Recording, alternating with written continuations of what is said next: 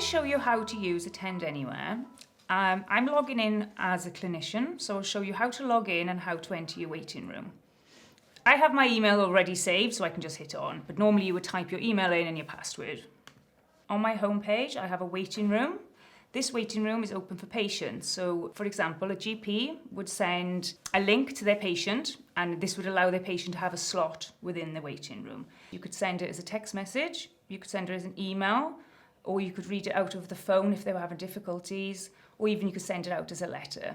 The link would be a URL link, so if they were to receive it by text or email, they would just tap onto the link, or if they were to read out of the phone or via letter, they would need to type that into their browser bar.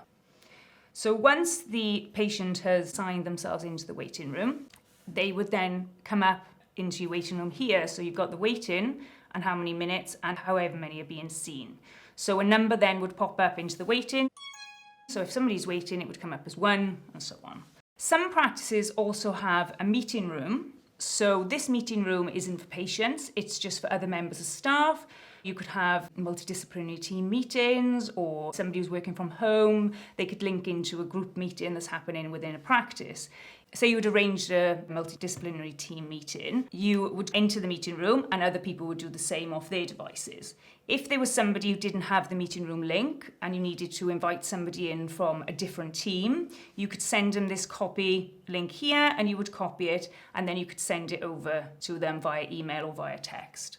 Up here in the question mark, you tap in and there's a list of helpful resources from technical guides to posters, and they give a nice simple step-by-step guides how to attend a meeting, how to call a screen, how to troubleshoot, how to begin a consultation. So you could print these off and put them around your practice. There's also here a resource centre, which is the main headquarters resource centre, which could help you with any more difficulties or technical problems you may have.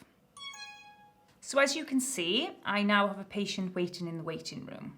So to join them, I would right-click and their caller identification would come up, so it would be their name and their telephone number.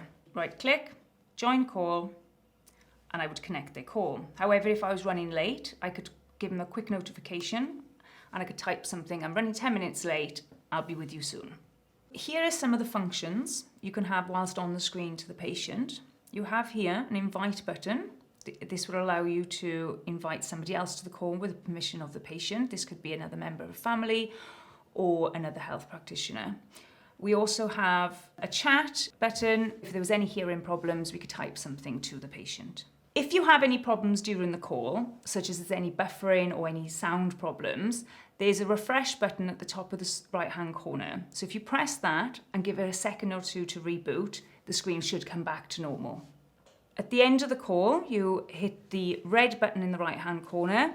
That will give you an option to return to call, leave the call just yourself, and then you would leave the other people in the call if there was more than one person, or end the call for everybody.